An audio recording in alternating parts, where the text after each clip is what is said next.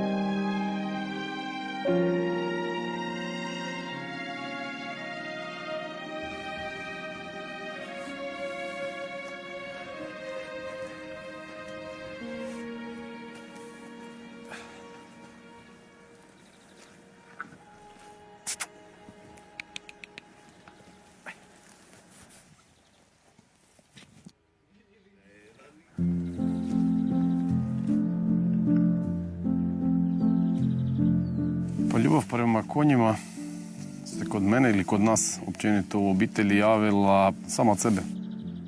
Bila je stvar da sam nekad puno putovao po Slavoniji, pa sam tamo primijetio da svaki ko se bavio poljoprivredom su imali one lipicance, pa su držali tu tradiciju ljudi, poljoprivrednici i tak. Pa sam onda čuo negdje da je, znači, međimurski konj ko pasmina ugroženi, da mu prijeti izumiranje i tak, pa sam onda nekako došao do zaključka, ako mogu dolje očuvati neku tradiciju lipicanaca, pa zakaj ne bi mogli mi tu Međimurca.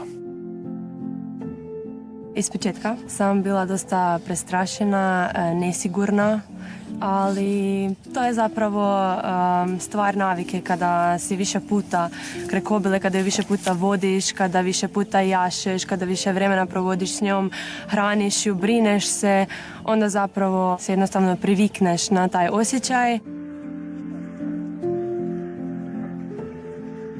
Na samom sjeveru Republike Hrvatske, znači županija Međimurska, gdje je evo i nikla, ajmo tako reći samo nikla pasmina međimurskog konja.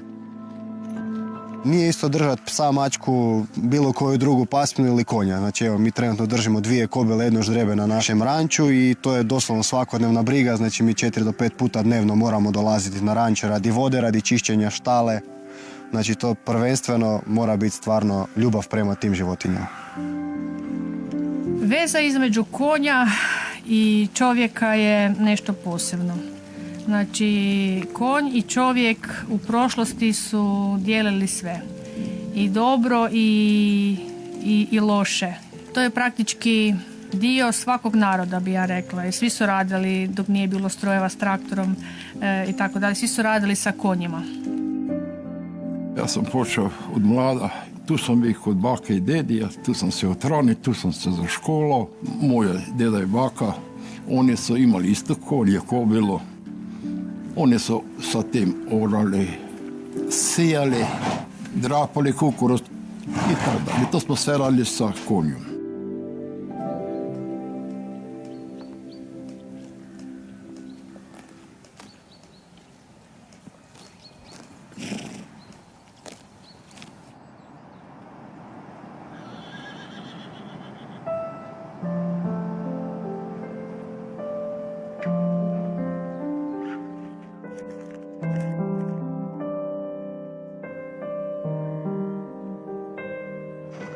Međimurski konj nastaje krajem 18. stoljeća na području Međimurja, po kojem je u stvari dobio ime. I ono što je u stvari važno naglasiti da je baza uzgoja da su činile domaće kobile jednog nepoznatog porijekla, ali i arapske kobile i engleske kobile koji su križane uglavnom sa hladnokrvnim pastusima. Kroz zadnjih stoljeće, 20. stoljeće, počeli su se polako dopremati u područje Međimurja pastusi noriker pasmine, austrijske pasmine. Uzgajali su se i norikeri, ali počinju ti pastusi skakati na te domaće neke kobile. Kroz sve to vrijeme njegovog nastanka mijenjali su se pasmine koje su utjecale na to područje. Doslovno kako je bile neke političke potrebe, vojne, to se sve odražavalo na Međimurje. I to su uglavnom bile pasmine kao što je Ardens, Brabant, Percheron, Noriker i u stvari lagano je, možemo reći, nastajala, konsolidirala se pasmina. Uzgoj u ovom bazenu između Mure i Drave je specifičan zato jer je ta genetika se uspjela zadržati čistokrvno. Ono sve što nije bilo po PS-u bi se reklo se izvozilo.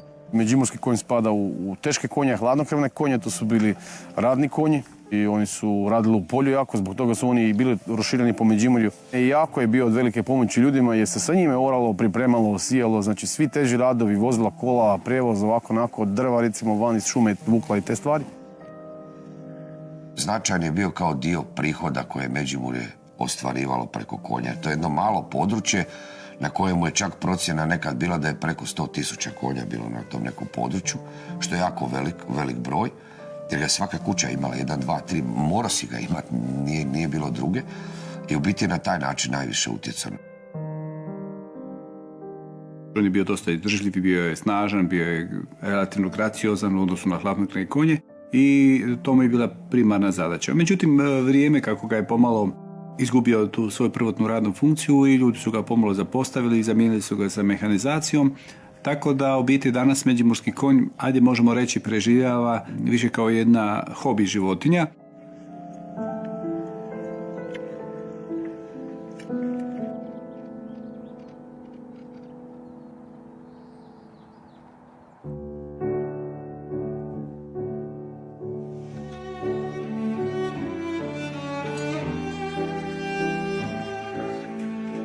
Prije 24 godine ja sam kupio jedno ždrebe.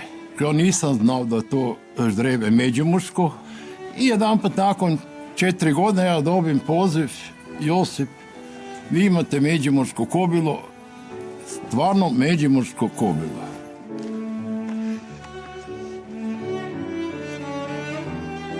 Mi smo je otranili, ne, kako sam rekao, i prepustili i sad je to išlo, evo do sad. Sve lančano, vidite. Ta priča je počela prije 25 godina, 97. kad sam imao 10 godina, djed je doveo, znači, našu prvu kobilu Suzi na dvorište. Kao što je sam rekao, nismo znali koje pasmine je to ždrijebe, znači to je bilo djeci za igru. Evo, nakon toga ispostavilo se da je to kobila jedna od prvih kobila koje su u ovom novijem periodu uvedene u knjigu kao međimurski konj. Evo, nakon toga, iz godine u godinu, ljubav je krenula i prije 2 godine djed, u skladu s godinama, sad je star 82 godine, on se odlučio da više neće držati konje, ali to je, pošto je to obiteljska tradicija postala, evo, ja sam se odlučio da nastavimo sa uzgojem.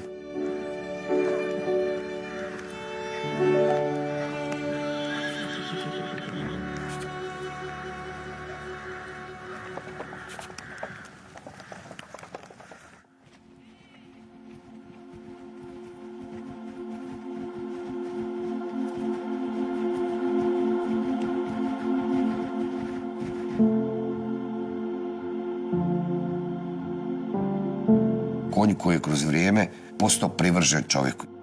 Gospodarstvo nije moglo 50 konja, nego bio 1, 2 konja i čovjek je bio s njim jako povezan. I upravo je taj mentalitet konja doveo do toga da su bili dovoljno jaki, dovoljno za transport, a dovoljno mirni u glavi, doveo do velikog interesa drugih regija za tim konjem, pa se zato pojavljaju konji u Beču, međimurski konji koji vuku tramvaje u Beču, pa u Zagrebu, jer u onoj buci gdje je puno ljudi, gdje trebaju staložen konj u glavi, koji je volio čovjeka, koji ima dovoljno snage da to vuče i da ne troši puno to dok radi, da nije neki veliki potreba. Koji u ono vrijeme imao međimurskog konja, on je na jedan način već bio poduzetnik. To je kao da kada danas imate nekoga koji ima određeni kamion za prijevoz neke robe, tako i u to vrijeme koji je imao par međimurskih konja ili možda 2 para međimurskih konja, imao je zapregu, odnosno kola, on je već bio sposoban prevesti određeni teret i on je već bio na određeni način bogatiji čovjek i već bio poduzetnik. Sigurno u to vrijeme ljudi su se ponosili svojim životinjama, svojim konjima i svakako je bilo nešto do čega su ljudi jako držali u biti u tom vremenu.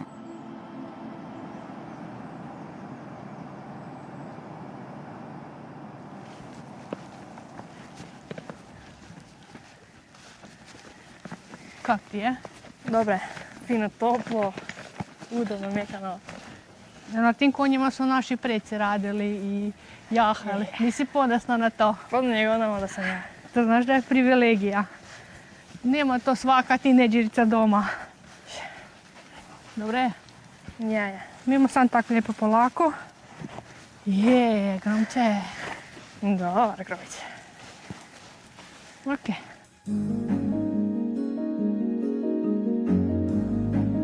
On je od drugih naših autohtonih hrvatskih pasmina dosta veći. Znači od hrvatskog posavca je viši i glomazniji, od hrvatskog hladnokrvnjaka također.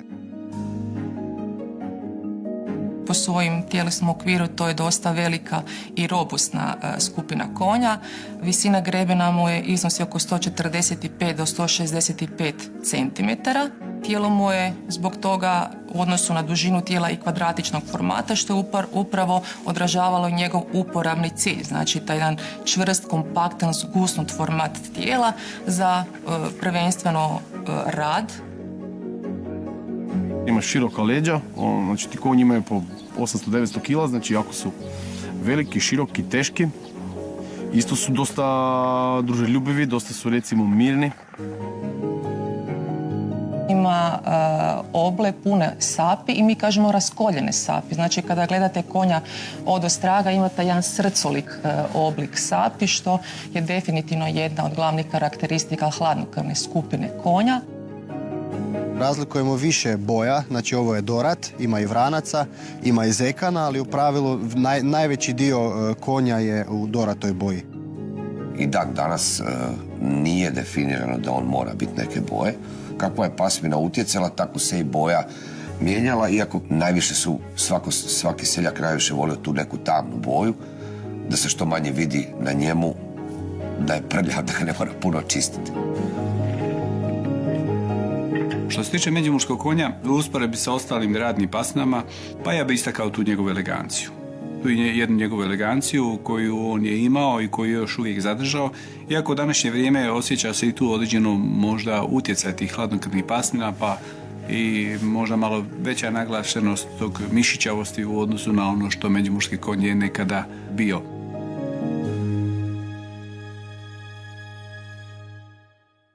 Znaju fest.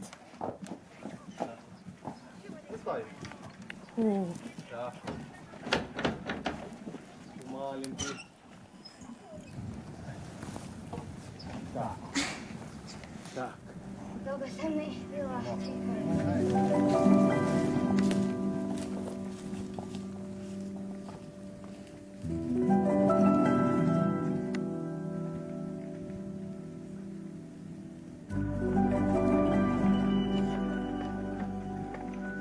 Sam pripust, znači od doba pripusta pa do ždrebljenja, to je period od 11 mjeseci koliko kobila nosi to ždrijebe.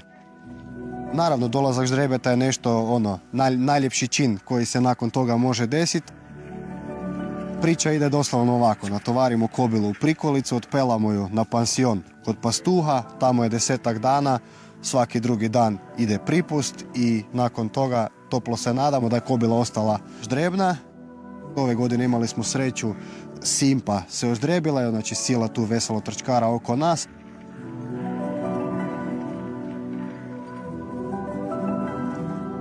Znači onda ide prva godina nakon ždrijebanja socijalizacija i do 3 godine ne smije nositi ždrijeb ili konj kobila nikakav teret. I tek nakon 3. godine počinje rad, ujahavanje, kola i takve stvari. Ne? Znači tek 4. godine ti možeš početi kvalitetno raditi s grlom. Ne? Tako da je dug proces. Ali je lijepo.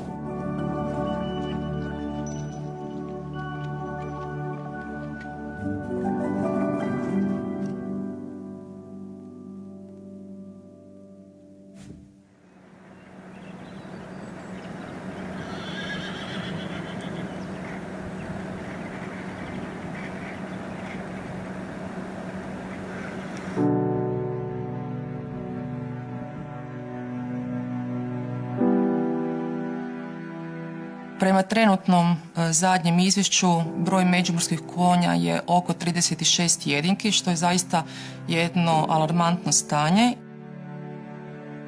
Prema različitim kriterijama procjenjujemo ugroženost pasmina, ona je kritično ugrožena. To je zaista, mi kažemo, korak da bi ona postala izumrla.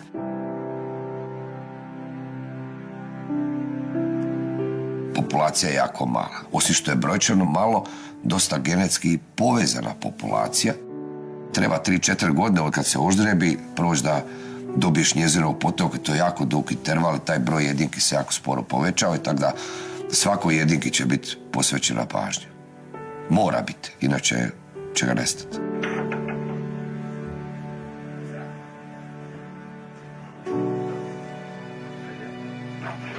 Prije 70 godina značio život. Onaj tko je imao konja bio je bogat čovjek i živio je i radio sa tim konjima. Danas ti konji više služe za pokaz. I to nam je neka ostavština koja je, nažalost, pred vrlo blizu izumiranja. Možemo reći da je jedna od najugroženijih pasmina u Hrvatskoj. Ukoliko nešto ozbiljno ne napravimo u onom smislu da ga afirmiramo u nekom dijelu turizma, gospodarstva ili promocije Međimurja i trebali bi podići njegovu gospodarsku vrijednost da ljudi i osim hobista i gospodarski krenu u uzgoj tog konja.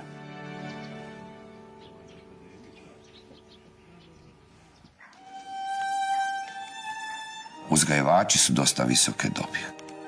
Jako malo mladi se pojavljaju koji žele baviti se tim konjem.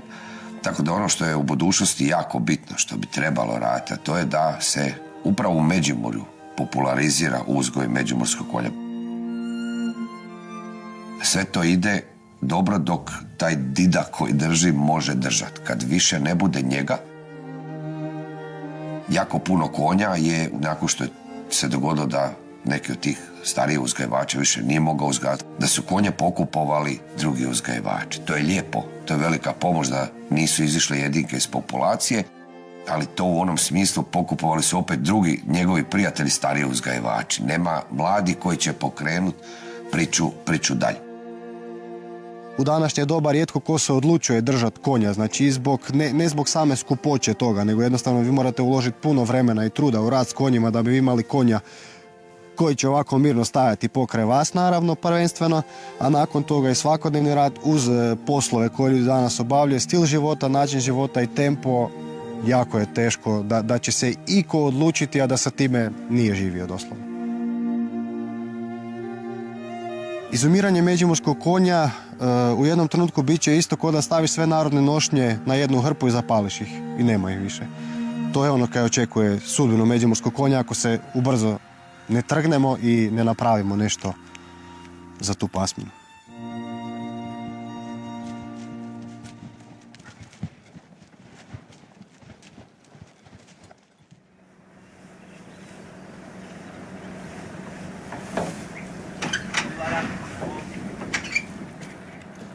Ajde, dobro. Ajde.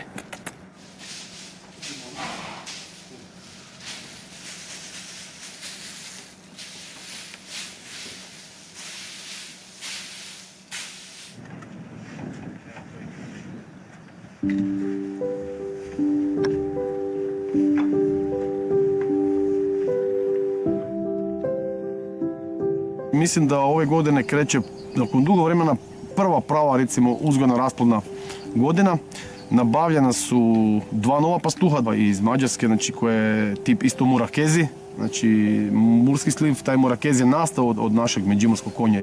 Praktički to je ista pasmina, samo je drugačiji mal naziv.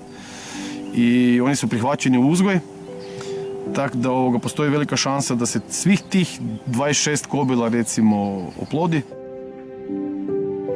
Ako bi bilo recimo stvarno sve ok, moglo bi se doći do nekih 13-15 komada ždrijebadi već ove godine. Nekako se trudim, ako bude mogućnost ili sluha sa državne razine, da si nabavim 5 kobila, da svaki pastuh ima svoje krdo i da mi to pokrenemo u turizmu, što bi zagarantiralo njihov opstanak. Treba puno raditi da bi danas međimurski konj bio na svakom dvorištu.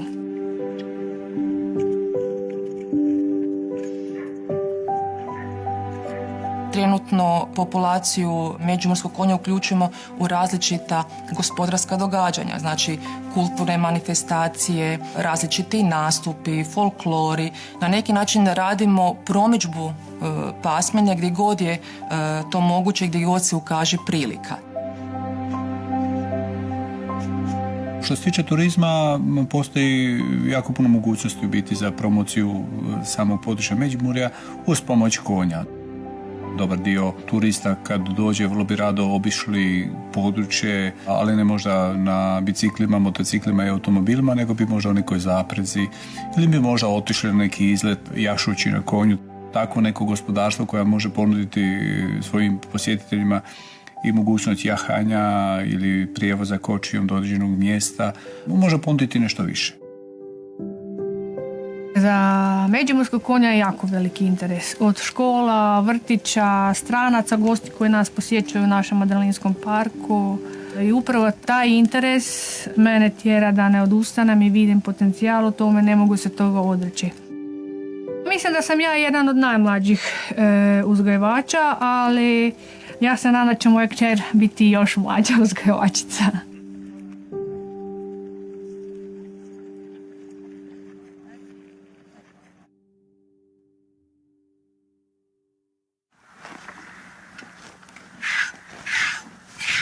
Kaj misliš, Matija, bude se djeda iznenadi kad bude vidio da smo Suzi dopeljali doma? Ja, I da ovo kaj radimo je, i zaradimo samo zbog njega i za Suzi. To mu je jedina želja. Ono kaj je njemu bitno da može se staru Suzi zapreći, da se mora s njom prepelati po selu. Sa svoje 82 godine mislim da je to i zaslužio. Sila. Ajde, polako, lepo. Hodi. Polako. Sila. Ajde, polako, lepo. Hodi. Dođi. Ajde. Veliki posao, puno rada ga tu. Od cena, od zobe, čišćenja, pranja, kupanja konja, van voziti na pašnjake, nutra, to je jako teška muka, velika muka. Ljubav postoji, konje voli što radiš iz ljubavi, ali isto tako mora konje tebe prihvatiti i voljeti, ne? Jer si kobila izabere tebe, ona tebe kad izabere, tebe prihvati i ti si njen.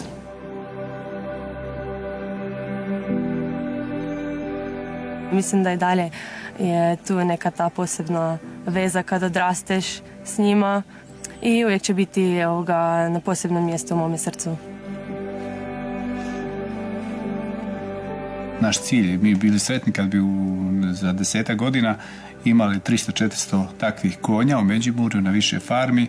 Kad prođemo kroz Međimurje, ne na 2-3, nego na 20-30 lokacija, vidjeli 2 ili 4 ili više međimurskih konja na pašnjaku, to bi bilo jako lijepa slika.